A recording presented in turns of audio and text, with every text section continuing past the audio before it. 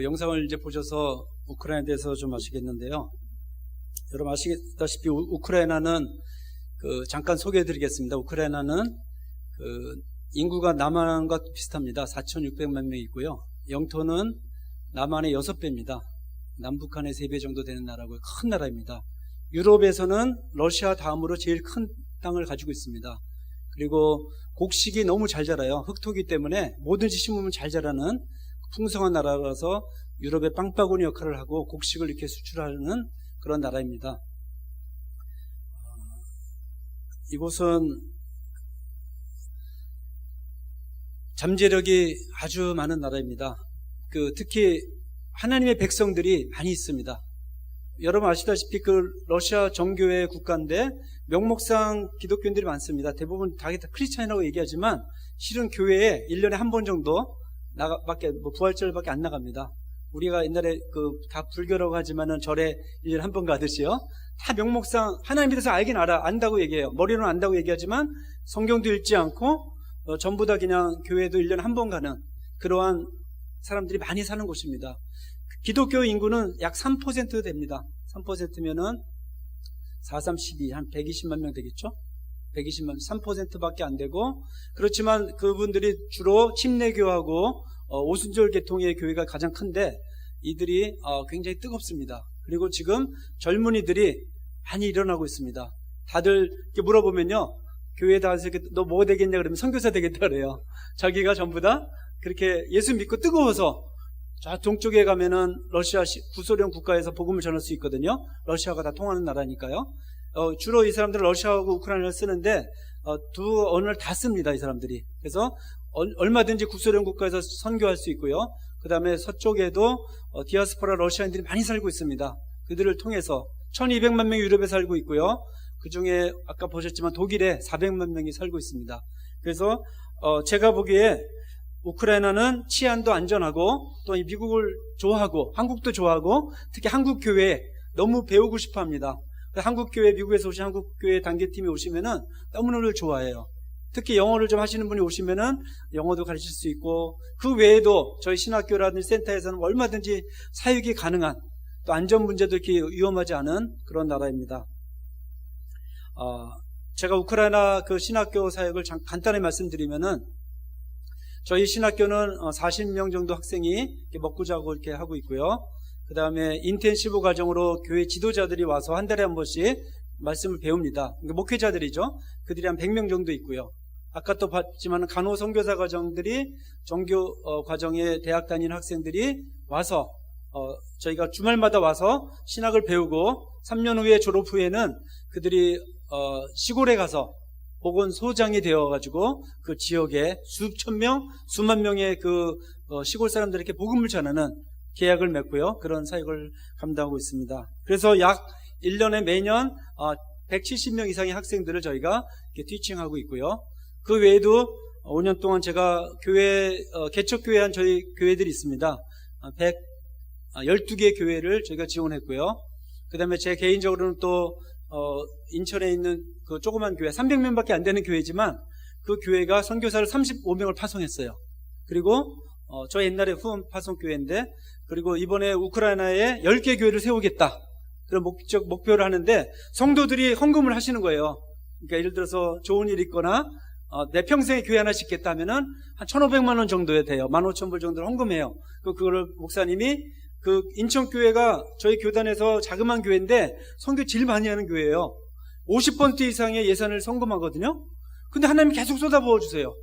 근데 그 교회의 목표가 10년 안에 50개 교회를 개척하는 거예요. 전 세계에다. 우크라이나에다 10개 해주겠다고 하신 거예요. 탄자니아에도 벌써 10개 다 하셨고요. 저희 벌써 8개 끝냈어요. 제가 마감하고 이제 2개 남았는데 그런 교회에 제가 후원을 받고 또 사역을 했습니다. 할렐루야.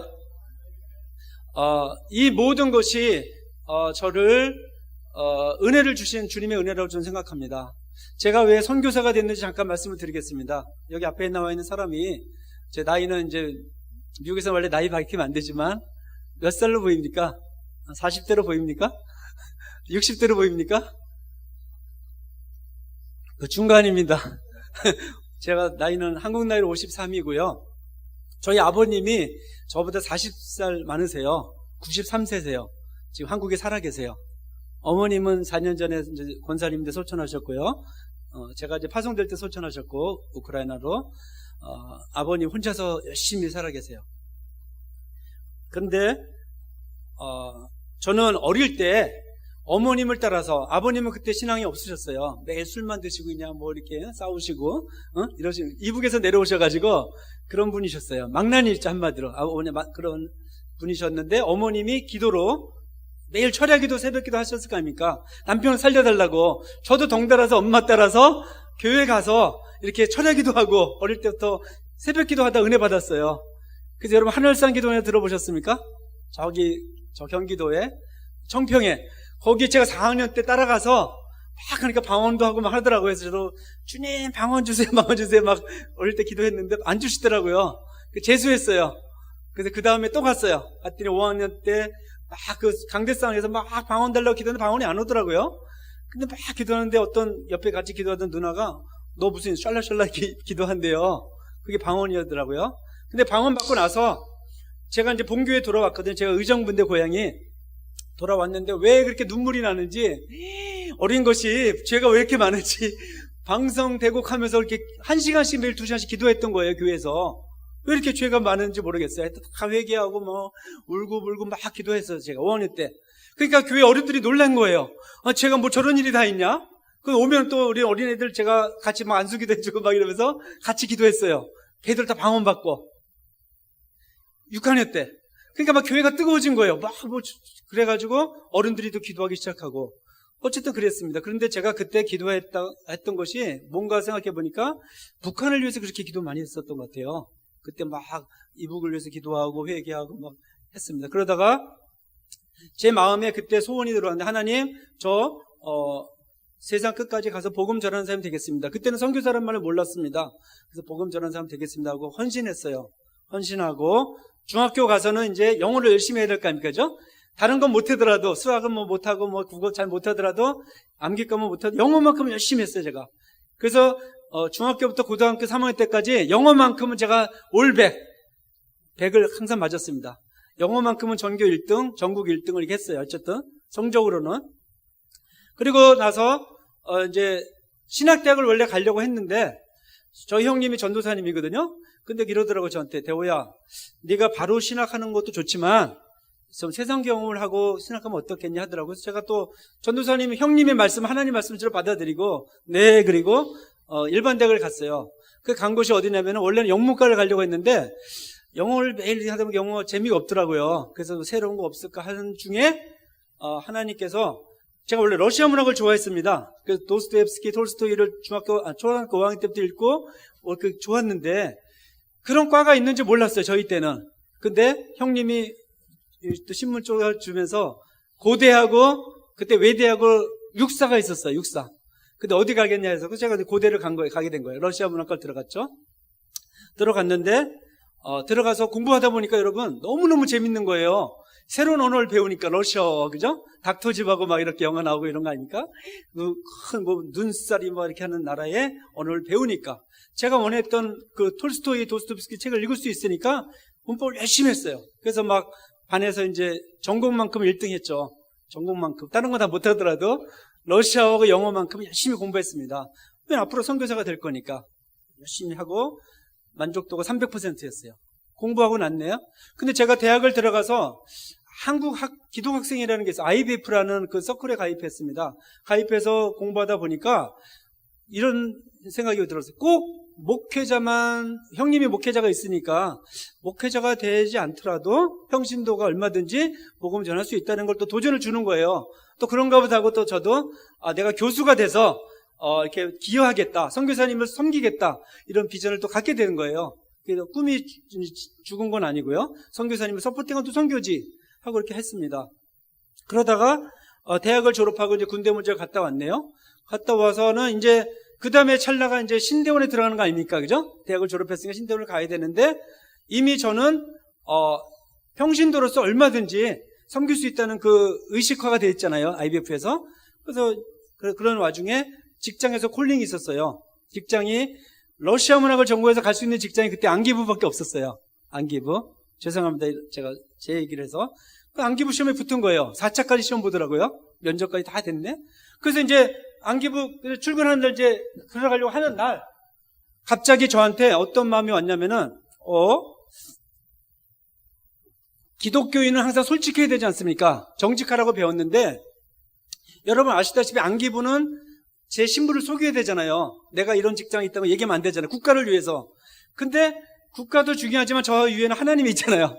그 내가 이렇게 거짓말하는 삶을 사는 건 좀 안 어울리겠다. 제 마음이 양심의 가책이 온 거여서 어머님은 또 이제 제가 직장에 다니면 좋잖아요. 그죠? 왜냐면 둘째 형님은 그때 막 술만 먹고 일도 안 하고 그냥 어떤 무의도식하는 입장이었고 우울증에 빠져 있었어요. 형님이. 둘째 형님이. 첫째 형님은 전도사고 돈 버는 사람 아들이 없잖아요. 아들 셋, 딸 셋인데. 그래서 저는 어쩔 수 없이 직장을 가야 되겠다 생각한 거예요. 그것도 하나님의 일이다 생각하고 하는데 어머니한테 물어봤어요. 어머니 노모니까 엄마 사실은 제가 엄마를 위해서도 가정을 위해서도 출근해야 되는데 만에 하나 내가 안 가면 안 되겠냐고 내 마음에 자꾸만 양심에 좀 찔린다. 신앙 양심에. 그 직장이 싫은 건 아니었어요. 얼마든지 가서 일하면 뭐 월급도 많이 주고 뭐 좋죠. 근데 어머님이 네 마음대로 해라 그러는 거예요. 근데 그때 제가 또 받아들이고 이제 안 간 거예요. 그래서 저는 이제 떨렸어요. 왜냐면 4차까지 면접을 봤는데 안 가면 또 징역 가는 줄 겁을 해서 전화했네요. 그랬더니 거기서 뭐랬냐면은 제 밑에 대타가 있을 거 아니에요. 대리자가 또 들어올 수 있으니까 괜찮다고 하더라고요. 그래서 제가 할렐루야 하고 안 갔어요. 그리고 나서 이제 시험을 봐야 되는데 그때 삼성이라는 곳에 또 막 러시아 전공자 막 뽑더라고요. 근데 그때 이제 삼성에 입사를 했어요. 그때는 제가 러시아로 들어간 건 아니고 영어로 시험 봐서 들어갔어요. 그 삼성에서 근무하다 보니까 이제 열심히 이제 뭐 교육부서에 들어가서 열심히 일을 했습니다. 총각 때 이제 결혼도 하기 전에 열심히 일하다 보니까 제가 결혼하고 바로 지역 전문가라고 러시아로 이렇게 연수 갈 수 있는 기회가 저한테 온 거예요. 근데 제가 그걸 뽑는 사람이었는데 대상자가 아니잖아요. 그죠? 제가 뽑는 사람이 위원이었는데 하나님의 은혜로 제가 당선이 된 거예요. 그래서 인사부에서 저를 보내줬습니다. 근데 1년 동안 모스크바에 가서 결혼하자마자 했습니다. 바로 가서 딱 가니까 92년도 12월에 갔습니다. 갔는데 아무것도 없고 춥고 이런 나라에 가서 선교사님을 만나게 된 거예요. 그래서 소련 선교에서 파송한 선교사님 교회에 가서 제가 이제 하나님의 은혜로 연수비를 5만 불이나 줘서 보냈으니까 저는 너무 감사한 거예요. 그래서 이 은혜를 하나님께 어떻게 갚을까 하다가 이런 교회입니다. 그죠? 이런 평강교회라고 하는데 이런 교회에 모여서 제가 영어를 가르쳤어요. 매주 목요일마다 영어를 가르치고 교회를 섬겼습니다.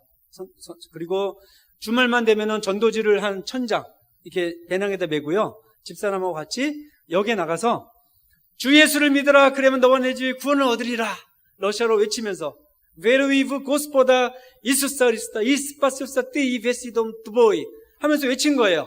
그러면서 스티커로 사용리 다 나눠주고 막 이렇게 했는데 그때 당시는 구름 때까지 사람들이 몰려드는 거예요. 그 다음에 다 고맙습니다 하면서 전도지를 받아가고 이런 삶을 살았습니다. 그때 저희 집사람이 저한테 그러는 거예요. 여보, 나는 당신이 삼성에서 이사가 되고 회장이 되고 부회장이 되고 사장이 되는 거 원치 않아.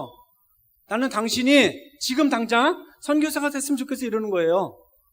아이고, 결혼하자마자인데.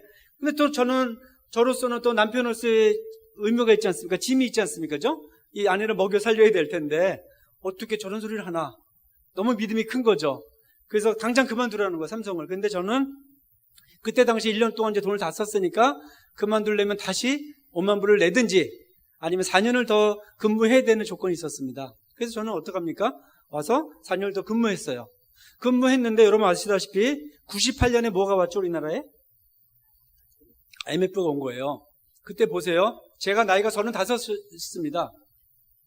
IMF가 탁 터졌을 때 온 나라가 난리가 났지 않습니까? 돈 하고 금 하고 이럴 때 외환 위기가 왔을 때 저는 그때 어떤 콜링을 받았냐면 제가 이제 여러분 앞에 솔직히 말씀드리는 겁니다. 저한테는 제가 마치 다시 쓰려고 한 요나처럼 하나님이 너를 신학가라고 어릴 때도 불렀는데 이리 빼고 저리 빼고 이렇게 빼고 하다가 삼성에서 10년을 근무했습니다. 이제 10년을 근무하고 잘 살았어. 돈 벌어서 잘 먹고 잘 살았고 또 물론 교회도 세우고 헌금도 하고 다 했지만 그때 어떤 말씀이 들어왔냐면 저한테 제가 35살이면은 인생에 있어서 이제 구조조정할 때 아닙니까? 그죠? 70으로 봤을 때 반을 사는 거예요. 탕 때리면서 저한테 들려오는 소리가 있습니다. 대호야. 그래서 막 파노라마처럼 요나 사건이 일어나면서 IMF가 관심 있는 게 아니라 저한테 콜링이 오는 거예요. 제 생일날 말씀을 듣는 중에 집사람하고 저하고 동시에 왔어요. 내가 이제는 빚을 갚아야 되지 않겠느냐. 어떤 빚이요? 그랬더니 나는 너의 100% 몸을 원한다고 하시는 거예요. 제가 돈을 받아서 물론 10% 20% 하나님께 드리고 하고 또 귀하지만 네 전체를 달라고 요구하시는 거예요. 그래서 어릴 때 그 서운한 것을 찾으시는 거예요. 그래서 제가 알겠습니다 하고 이제 기브업 했죠. 하고 왔어요. 그러나 주님, 제가 신학을 갈기 위해서는 저는 어떻게 생각했냐면 내가 삼성이라는 곳을 그만두면은 나는 굶어 죽을 것이다. 왜냐면 조직에만 있었으니까요. 사업도 안 해봤고 재능도 없으니까 러시아 문학 좀 한 거 조직 생활밖에 없으니 굶어 죽는다고 생각한 거잖아. 그런데 하나님이 마태복음 6장 33절 말씀을 주셨습니다. 뭡니까? 너희는 먼저 그의 나라와 그의 의를 구하라. 그러면 이 모든 것을 더하시리라. 아멘. 이 말씀을 주시는 거예요. 근데도 제가 믿음이 약해서 합리적이다 보니까 또 제가 하나님을 테스트했어요. 하나님, 그러나 저는 신학의 길을 갈 수 없어. 왜? 당장 이게 월급이 안 들어오면 어떻게 삽니까? 그래서 제가 어떻게 하나님께서 따졌냐면 하나님, 그러나 조건이 있습니다. 제가 아는 사람들한테 다 말해가지고 신학하겠냐고 그랬을 때 한 명이라도 반대면 안 하겠습니다 그런 거예요. 무슨 말씀인지 아시죠? 그래서 처음에 장모님한테 전화 걸었어요. 장모님, 저 이렇게 하려고 합니다. 그러니까 오케이. 어머니 오케이. 형님 오케이. 다 오케이 하는 거. 친척들은 이상하다. 그래서 친구들한테까지 했어요. 직장 동료들한테까지. 제가 이제 크리스찬인 거 알잖아요. 이게 다 오케이 한 거예요. 저는 한 명이라도 반대만 안 하려고 했는데 하나님께서 이렇게 인도하셔가지고 제가 신대원에 들어가게 된 거예요. 신대원에 들어가서 근데 한 번에 못 들어갔습니다. 그 장로회 신학대원이 한 번에 안 받아주더라고요.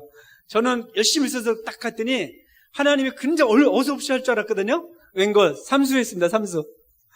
제가 시험이나 시험을 따로 본 적이 없는 사람인데 한 번은 첫 번엔 성경은 붙었지만 면접에서 떨어지고 두 번째는 다 붙었지만 면접에서 떨어지다가 교만기가 있었나 봐요. 그죠? 세 번째 되니까 은혜로 들어간 거예요. 할렐루야. 그래서 제가 세상에 자살하고 싶었다니까요. 하나님이 날 불러놓고 신대원에 안 붙여주시니까 좌절이 된 겁니다. 그래서 해외 신학교를 갈까 별 생각을 다 한 거예요. 영국에 갈까 미국에 갈까 거기 다 받아주는데 왜 한국에 이러냐 하고 힘들었어요. 그렇지만 그것도 하나님이 하시는 과정이었던 것 같습니다. 교만기를 다 빼고 세상기를 다 빼고 또 제가 퇴직하고 남은 돈이 4천만 원 있었거든요. 그걸 다 쓰고 나니까 붙여주시더라고요. 다 쓰니까 제로가 되니까 그때부터는 하나님께서 뭘 가르쳐주시냐면은 너를 먹이는 자가 나다. 하나님이다. 이렇게 하시면서 가르쳐주신 거예요. 그래서 어쨌든 제가 신대원 들어가서 잘 이렇게 3년 동안 공부하고 신나서 배웠습니다. 배우고 사역지를 다 하고 나니까 하나님이 그 다음에 신대원 졸업하고 좀 있다가 우즈베키스탄으로 선교사를 보내셨습니다. 우즈베키스탄으로 선교사를 보내셨어요. 종이파송 선교사로 보내셨어요. 그래서 5년 동안 신학교 사역을 잘 했는데 공인신학교에서 사역했습니다. 유일하게 하나밖에 없는 공인신학교. 무슬림 국가지만 인정해주는 마치 평양신학교 같은 거예요. 정치적인 이유로 하나 허락해줬는데 거기서 신학생들을 고려인들이 많았습니다. 한 30명 정도를 이렇게 계속 대학원하고 대학 가르치다가 5년 전에 추방이 됐습니다. 거기서 보니까 이제 5년 정도 사역하니까 제가 일이 점점 커지니까 얘는 위험한 인물이다. 우즈베키스탄에서 선교사를 어떻게 평가하냐면요, 테러리스트로 평가합니다. 왜냐? 이들의 정신을 뺏어가니까, 그죠? 가장 위험한 존재로 보는 거예요. 맞는 말이죠, 그죠? 정신세계를 뺏어가니까. 얼마 전에 카리모프 대통령이 죽었지 않습니까? 그 독재 국가, 아주 무서운 국가, 뭐든지 다 도청하는 거예요.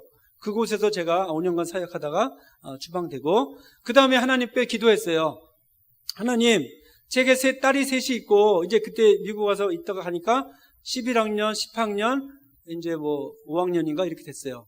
이런 애들 딸 셋 두고 이제 어디를 가야 됩니까? 제가 주방이 딱 되니까 파송교회가 딱 잘린 거예요. 어떻게 주방된 것도 서러운데 후원교회가 탁 자른 거야. 저는 이제 그때 막 하나님도 원망스럽죠. 아니 주방도 됐다가 서럽더라고요. 막 원망도 막 나오는 거야 이게. 그러나 어떡합니까? 하나님만 바라보라. 기도하는 중에 총회에서 아까 보신 우크라이나로 보내주셨어요. 총회에서 보낸 게 아니죠. 하나님께서 보내셨습니다. 근데 왜 우크라이나를 갔냐면은 러시아를 쓰면서 또 유럽 선교도 할 수 있고 어떤 그런 기반이 되는 곳이기 때문에 저 신학교는 어떤 신학교냐면 제가 세운 게 아니고요.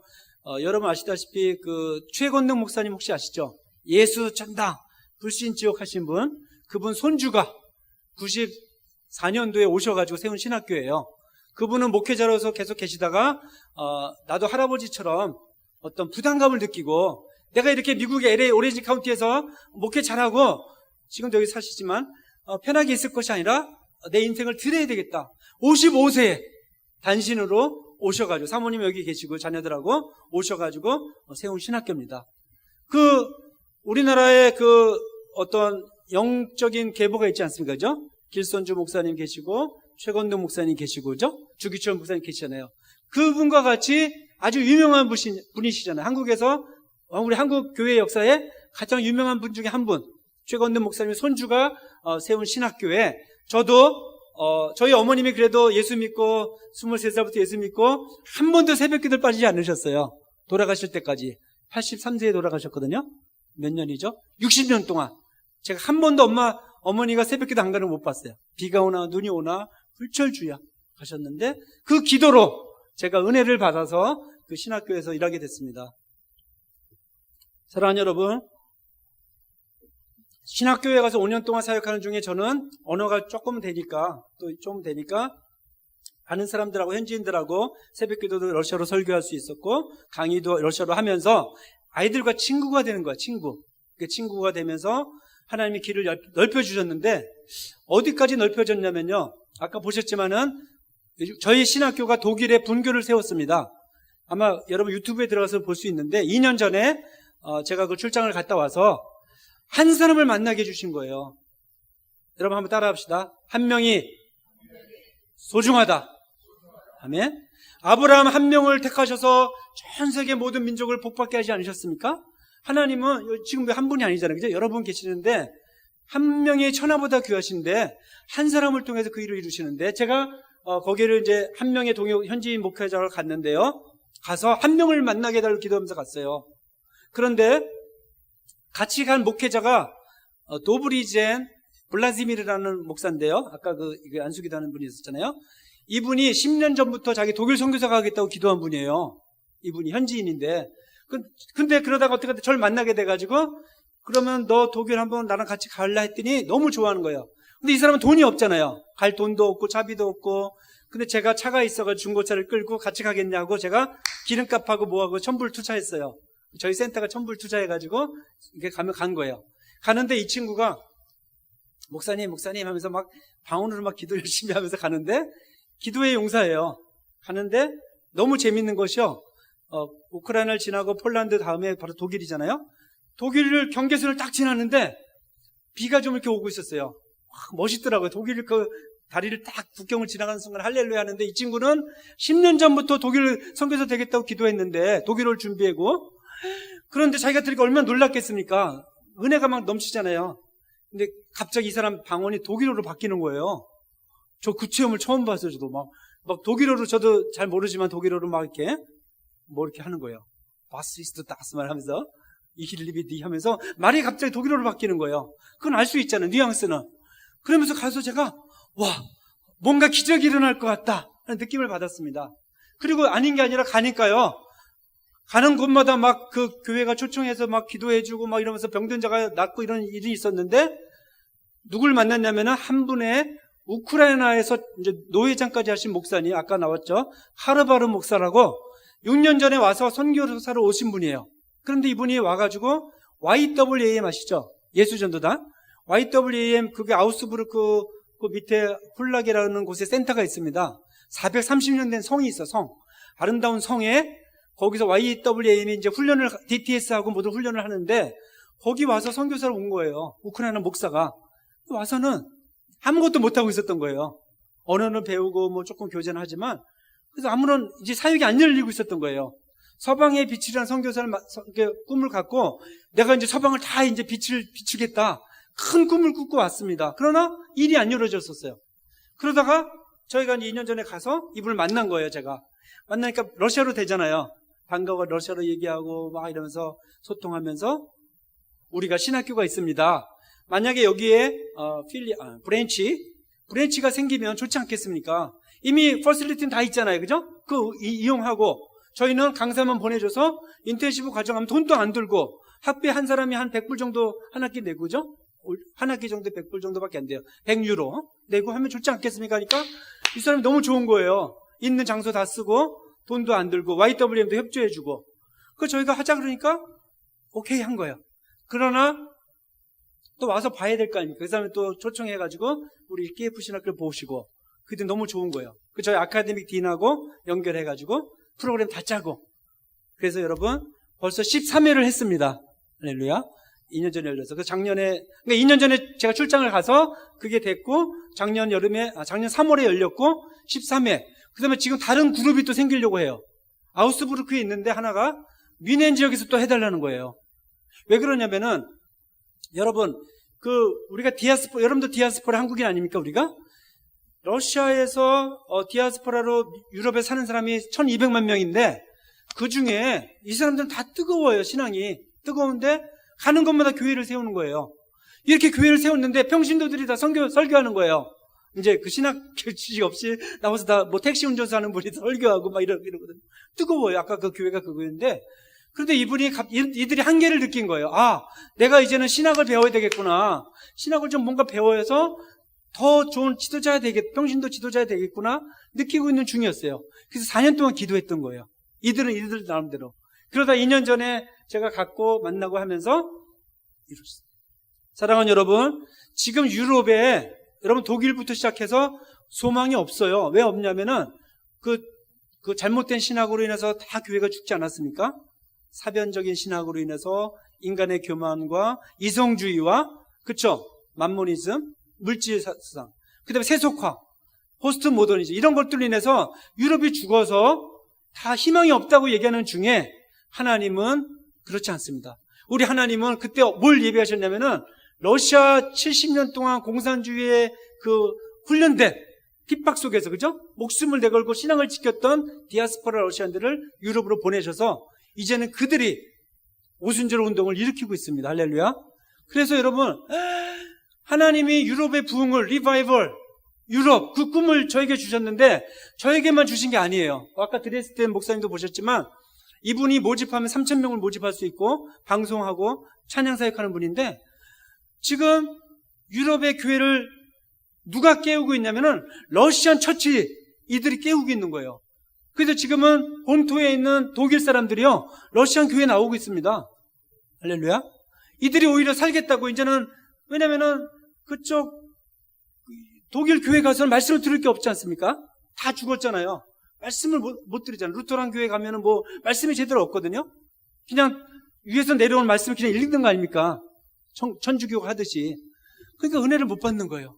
그런 중에 지금 하나님께서는 이 뜨거운 러시아인 교회를 통해서 유럽을 세우고 있습니다. 할렐루야.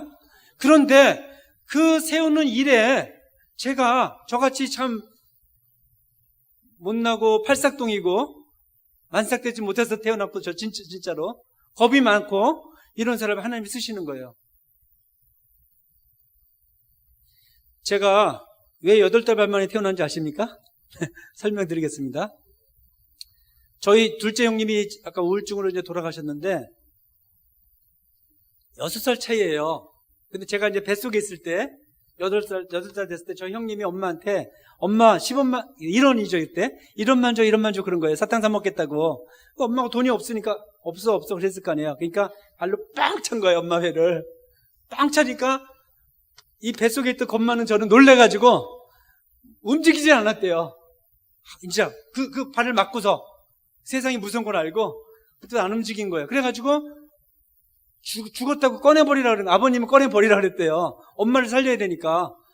저는 가만히 있었는데, 어머님은 그때 성령 충만할 때였대요. 가장 인생에서 성령 충만할 때인데, 아마 애가 안 죽었을 거라는 어떤 확신이 있으셨대요. 또 죽었다 한들 어쩌리 하면서 계속 있었대요. 3일을 기다리신 거예요. 혹시 움직일까? 근데 3일 동안 안 움직이더래요. 그래서 이제는 두 번째 산부인과 가서 꺼내버리려고 가는 중에 제가 그때 가서 움직이더래요. 하도 겁맞다가 3일 돼서 꿈틀꿈틀 하더래요. 거봐 그래서 제가 태어났습니다. 그래서 저는 여러분 겁이 많습니다. 사실은 저는 남 앞에 이렇게 서서 얘기할 수 있는 사람이 아닙니다. 진짜로 겁이 많은 사람인데 하나님의 은혜로 이렇게 쓰게 된 것도 하나님의 은혜입니다. 할렐루야. 사랑하는 여러분, 그래서 저희가 지금 말씀드리고 싶은 것은 저희 은혜와 진리 신학교를 통해서 하나님은 4,600만 명이나 있는 우크라이나를 복음화시키기를 원하시고, 또한 그뿐만 아니라 우크라이나에 있는 젊은이들을 통해서 러시아를 쓰는 나라가 어디입니까? 구소련 15개 국가가 쓰고요. 그 다음에 저쪽에 유럽의 디아스포라 교회를 살릴 수 있고요. 또한 이스라엘에 가면요 25%가 러시아를 스피킹입니다. 여러분 아시겠지만 공항에 내리자마자 러시아가 통하는 나라예요. 왜 그러냐면은 우크라이나에서 100만 명이 이주해 갔어요. 100만 명이 리턴하는 곳이 바로 이스라엘로 갔습니다. 우크라이나가 그래서 우크라이나가 유대인들이 굉장히 많이 살던 곳입니다. 지붕 위에 바이올린이라는 영화도 그 장소가 바로 우크라이나를 배경으로 한 그 영화입니다. 사랑하는 여러분, 제가 오늘 말씀에 수고하고 무거운 짐 지다 했는데 보세요. 수고하고 무거운 짐 지다 다 내게로 오는 내가 너희를 쉬게 하리라 말씀하셨는데, 여러분 주님 안에서 쉰다는 것은 우리가 생각하면 쉰다는 것은 아무것도 안 하고 가만히 있고 이런 것 같지 않습니까? 그죠? 우리 편안하면 쉰다고 생각하는데 그게 아닙니다. 예수님은 아시다시피 안식일날 생명설에서 얼마나 일하셨습니까? 그죠? 우리가 주님 안에서 쉰다는 것은 진짜 주님의 일을 하고 주님의 안에 들어가는 것이고 그의 계명대로 사는 것인 줄로 믿습니다. 하나님이 저를 부르셔서 이렇게 말씀할 때 저는 좀 이렇게 머리가 이렇게 좋지 않아서 그런지 좀 단순합니다. 그냥 단순하게 순종할 때 역사가 되는 것을 많이 체험합니다. 한번 따라해 주세요. 순종하면 기적이 일어난다. 아멘. 여러분 여자들은 좀 이렇게 영악해요. 그죠? 남자보다 똑똑하지 않습니까? 저는 결혼해서 한 5주년이 돼가는데 저는 굉장히 착한 사람인 줄 알았었어요. 제가 이름도 대오고 그래서 저는 큰 대자에다 5옷자거든요. 저는 굉장히 마음이 넓고 관용하는 사람이라고 생각하고 살았었어요. 결혼하기 전까지는. 근데 결혼하고 나서부터는 하나님이 제 천사, 그 헬퍼를 통해서 저를 만드시더라고요. 그래서 제 본질을 보게 만드시고 그걸 제가 깨달았습니다. 그래서 인간이 얼마나 죄인됨을 알게 됐고 인간의 밑바닥이 어딘지도 알게 됐고 또한 인간이 얼마나 약한 존재인지를 처절하게 알게 된 거예요. 만약에 제가 결혼하지 않았다면 몰랐을 겁니다. 저는 책을 좋아하는 사람이었거든요. 책만 보고 책이면 행복한 사람이 있었어요. 그리고 제 인생을 다 안다고 생각했어요. 관념론적으로 철학책을 많이 보고 인생을 안다고 이렇게 교만했었습니다. 그런데 어디서 깨졌냐면 제가 삼성에 입사해서 깨졌습니다. 말씀드리면요. 제가 이제 인사부에서 일을 했거든요. 처음에 교육 파트. 여러분 아시다시피 삼성이라는 곳이 얼마나 일을 많이 시킵니까? 7시에 출근해가지고 4시에 퇴근이 아니라 12시에 퇴근하죠. 특히 인사부는 교육부니까 모범이 돼야 되니까 저는 청년 때 들어가서 너무 열심히 일했어요. 26살에 들어가서 제일 먼저 출근하고 처음에 삼성건설이었는데 회장님이 7시 20분에 출근하세요. 제일 먼저 사장님이. 저는 그분보다 1시간 먼저 출근한 거예요. 보통이 아니죠. 회장님이 놀라시더라고요. 이렇게 보더니 나보다 먼저, 원래 그분이 와서 문을 여는 게 취미였는데 제가 먼저 다 하니까 좀 기분 나빠지는 것 같았어요. 그리고 제일 먼저 출근하고 그 다음에 밤에 12시에 퇴근했어요. 12시 반. 그리고 4년 동안 열심히 살았어요. 총각 때는. 그런데 하루는 이런 일이 있었습니다. 남보다도 열심히 일하고 진짜 내 월급을 가지고 월급 40만 원을 위해서 일한 게 아니라 이 조직과 대한민국을 위해서 내 몸을 진짜 다 크리스찬이니까 다 드린 거예요. 전 나라와 민족을 위해서 일한 거지 내가 뭐 삼성을 위해서 일한 것도 아니고 내가 우리나라 기강산업을 세우겠다는 필수를 했어요. 그랬더니 그 대신 제가 주일날은 한 번도 출근 안 했습니다. 눈치 보기 위해서는 출근 안 했어요. 인사부 근데 오늘 한번 이렇게 딸하고 이렇게 놀러 가도 이렇게 한번 지나가 봤거든요. 주일날 웬걸 인사부 절반이 출근해 있는 거예요. 저희 직원들이 다. 저는 토요일날 밤 늦게까지 일할지언정 주일날은 죽어도 안 나왔어요. 나 자르려면 잘라라 이런 심정이죠. 그죠? 그렇게 자르려면 잘라라. 그 대신 토요일만큼은 주중에 6일 열심히 일한 거예요. 누구보다. 그러니까 다 알죠. 그리고 술, 담배 문제 있지 않습니까? 선배가 술을 따라주더라고요. 저는 술 안 먹으니까 냉면 끓여서 확 버버렸어요. 그러니까 제 멘토 선배가 얼마나 프라이드가 있는 사람인데 놀란 거죠. 그때 저는 이런 각오를 한 거예요. 만약에 이 술 안 먹는 문제 때문에 날 자르려면 잘라라. 그러니까 안 먹은 거예요. 그 선배 말을 거절한 게 아니라 그랬더니 웬걸 그다음부터는 인사부에서 김대호 얘는 건드리지 말아라 이렇게 됐습니다. 그래서 이사님까지 와서 김대호는 술 안 먹는 놈 딱 쳐가지고 한 번도 안 먹고 편했어요. 그렇게 조직생활을 했습니다. 사랑하는 여러분, 그렇게 이 직장생활을 하면서 어느 일이 있으면 제 과장님이 계셨는데 밤 10시 정도 됐나요? 일을 열심히 하고 있는데 더위를 주는 거예요. 퇴근해야 되는데 너무 힘들더라고요. 근데 거기다 대고 거기까지 참을 수 있었어요. 일은 참을 수 있는데 저한테 인격적인 모독을 주시는 거예요. 갑자기. 그러니까 그건 못 참잖아요. 나를 뭐 부하사원으로서 일 시키는 건 내가 다 할 수 있는데 몸이 부서지라도 인격적인 모욕을 주니까 못 참는 거예요. 근데 그때 제가 갑자기 어떤 마음에 미움이 들어오는 거예요. 그래서 저는 깜짝 놀랐어요. 왜 그러냐면은 저는 평생에 누굴 미워해 본 적이 없거든요. 남을 대학생 때도 그렇고 한 번도 남을 미워해 본 적이 없는 제가 죽이고 싶더라고요. 제가 그렇게 청년 기도 열심히 하고 철야기도 하고 제가 옆에 칼이 있으면은 아무도 없으면 그 사람 죽이고 싶더라고요. 진짜로 제 심정이 그랬어요. 그래서 제가 아니 내 안에 이렇게 무서운 괴물이 있다니 너무 놀랐습니다. 그때 아마 옆에 사람도 아무도 없고 그 사람과 나만 있고 칼만 있었으면 그 사람을 찔러 죽이고. 그때 제가 그 생각을 듣고 나서 나중에 깨달았습니다. 아, 나라는 인간이 이렇게 누추한 죄인이구나. 제 본질을 그때 발견한 거예요. 믿음 좋다는 거, 앞에 와서 찬양한다는 거, 성경 공부 많이 했다는 거, IBF에서 그렇게 훈련 받았다는 거 아무 소용이 없더라고요. 나는 죄인이었구나. 그때 제가 깨달은 게 뭐냐면은 저는 그전까지는 제가 의인인 줄 알았습니다. 저는 왜냐? 모태신앙이죠. 권사님, 장로님 아들이죠. IBF 훈련 받았지. 그래서 내가 한 번도 죄를 져본 적이 없지. 그러던 제가 그 사람을 죽이고 싶은 마음. 그때 제가 가인의 피가 나한테도 있다는 걸 깨달았습니다. 그리고 나서요, 그 이제 넘어가서 결혼을 하고 살아봤네. 웬걸. 자그마한 문제 가지고, 화성에서 온 남자, 뭐 금성에서 온 여자인지 도저히 이해가 안 되는 거예요. 이 문화가 다르고 이런 것을 제가 그 상대방을 그 전까지는 미스 유니버스라고 따라다니고 너만을 사랑한다. 당신밖에 없다고 제가 사랑하고 결혼했는데 결혼 첫날부터 싸운 거예요. 첫날부터 막 그냥 이혼하고 싶더라고요. 첫날부터. 그러면서 그 상대방이 이해가 안 되고 섬김이 안 되는 거예요.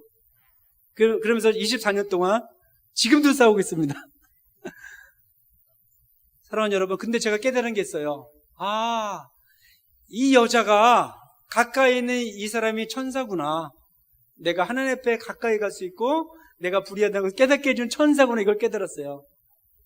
사랑하는 여러분, 제가 선교지에서 얼마나 상처가 좋은 모습만 보였지만 또 상처가 있습니다. 뭐냐면요,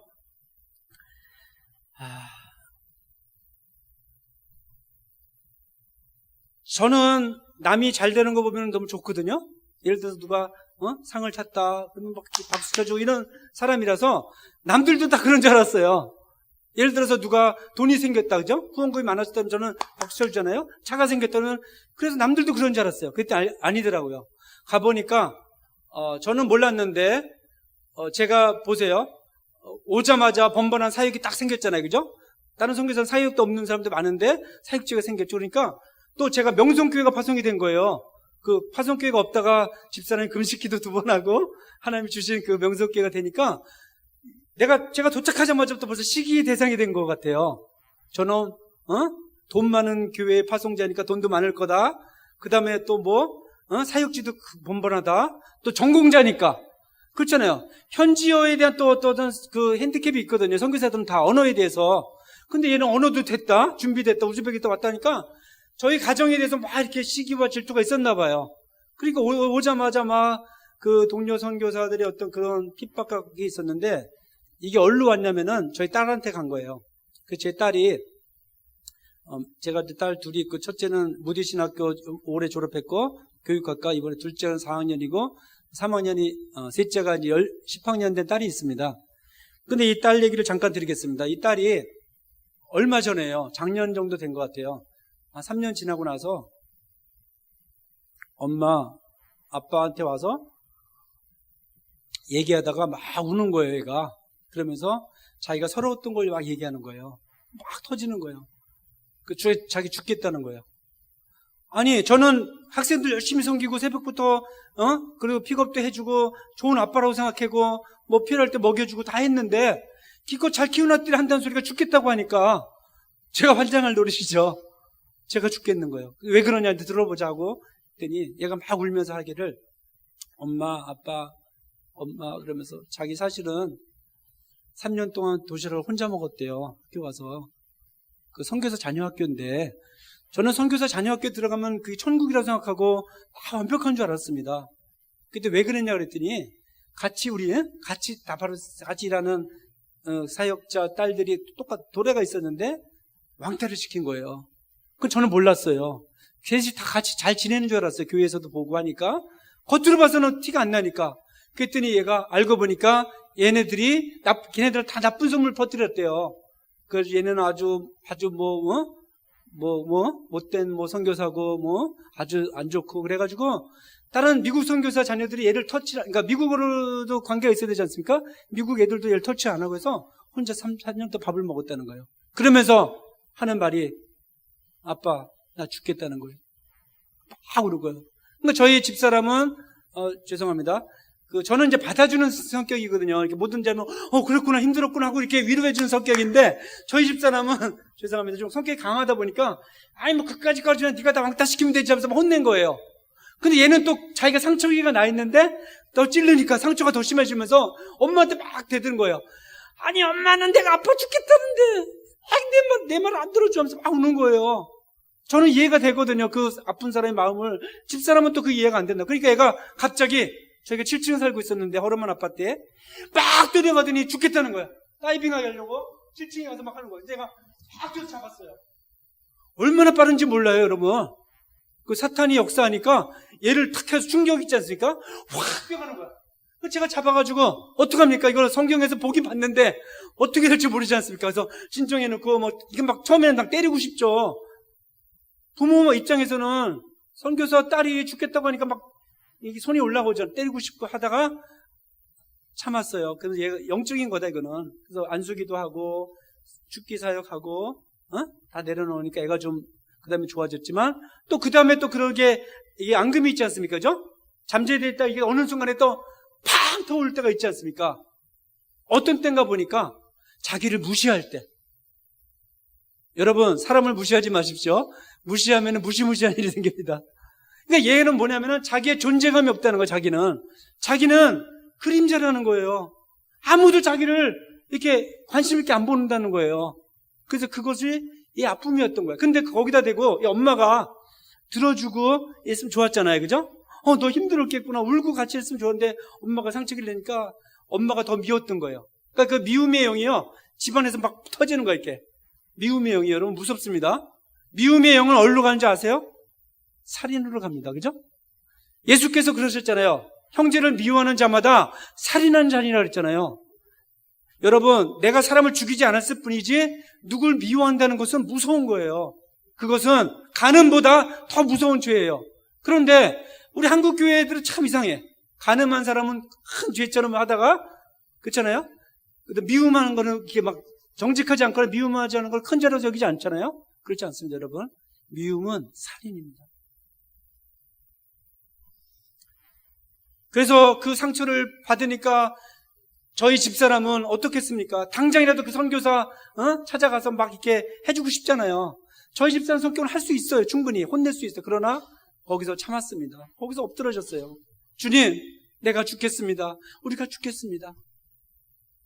저희가 그 수모와 모멸과 무시당함을 예수님도 그러셨는데 하면서 다 참았어요. 그냥 참고 했어요. 그리고 또 하나는 제가 캘리포니아에 오니까 여러분 이렇게 한인교회들이 많더라고요. 여기는요. 그리고 우리나라 말로 찬양하고 기도하고 예배드리는 게 얼마나 귀한지 모릅니다. 그런데 선교지에 가면 그게 없잖아요. 한국어로 예배 못 드게 애가 영적으로 죽은 거예요. 영적으로 공급을 못 받으니까. 사랑하는 여러분, 꼭 선교사 자녀를 위해서 기도해 주시기 바랍니다.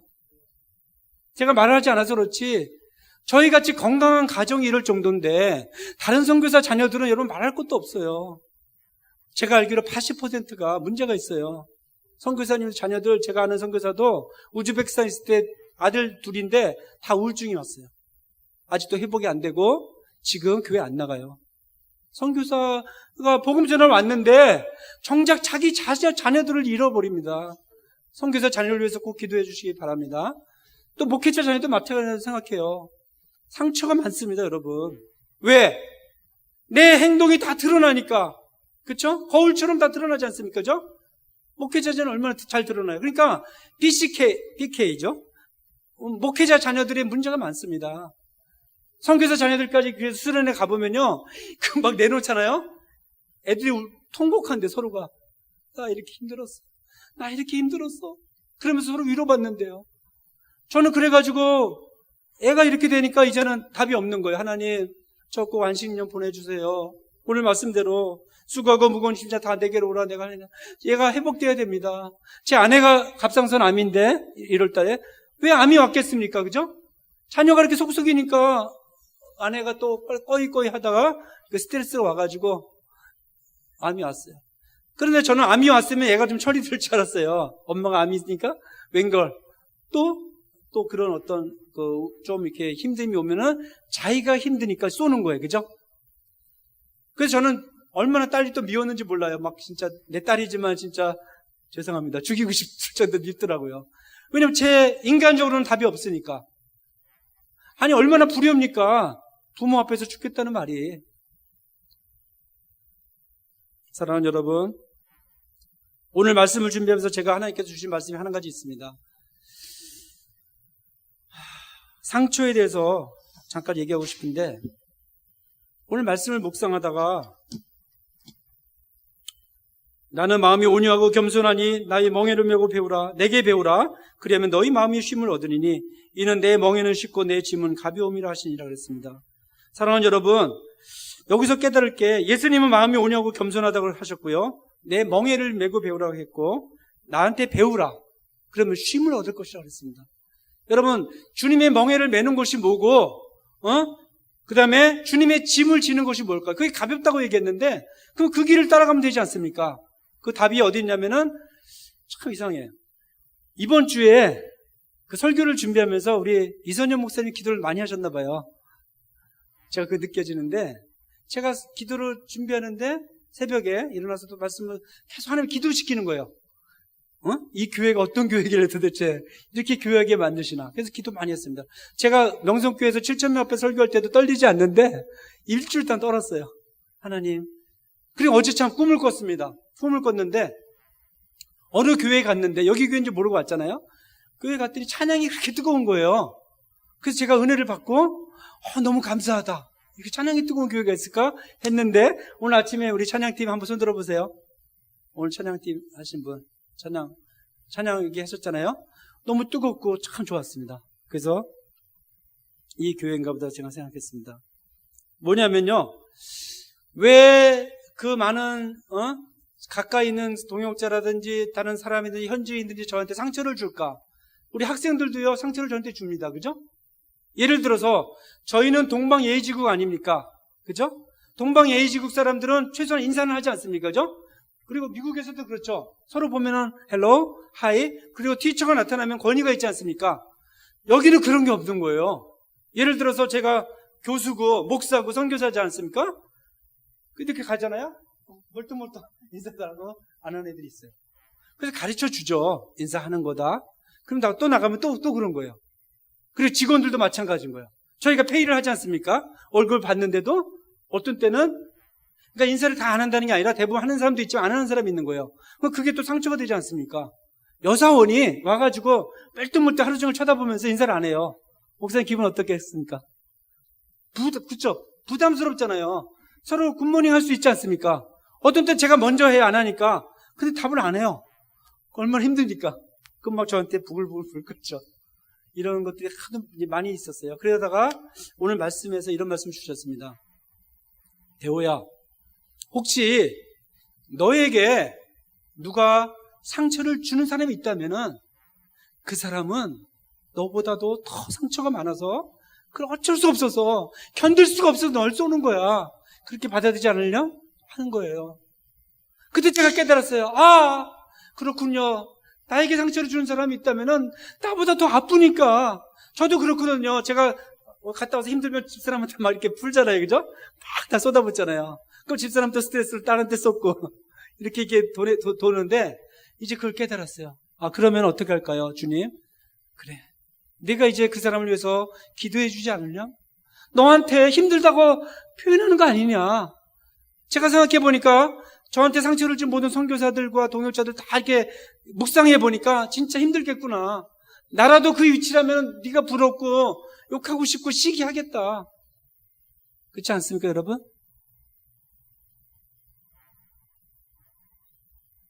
우리도 없는 위치에 있으면 가진 자가 부럽지 않습니까? 그죠? 그렇게 되겠구나.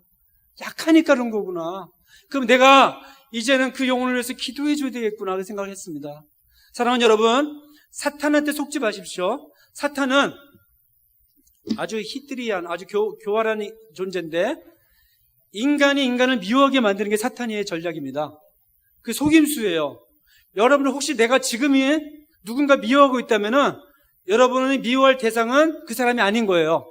사탄이에요. 우리 적은 사탄인데 우리를 교활하게 이렇게 해서 우리를 속이게 만드는 겁니다. 만약에 내가 거기에 빠져 있다면은 먼저 구원받아야 될 사람이 누구냐면 나예요. 나. 하나님 앞에 나가요. 나. 할렐루야. 네. 여러분 예수 그리스도 앞에 나가십시오. 혹시 여러분 마음속에 심중에 조금이라도 추워라도 누군가를 미워하고 있다면은 여러분이 병들었구나. 빨리 주님 앞에 나서 회복 받으시기를 바랍니다. 수고하고 무거운 짐진 자들아 다 내게로 오라 다 내게로 오라 내가 너희를 쉬게 하리라 내가 너희를 쉬게 하리라. 사랑하는 성도 여러분, 열린교회 성도 여러분, 주님 앞에 나오고 주님 앞에 거하시면은 여러분의 삶에 놀라운 기적이 임할 줄로 믿습니다.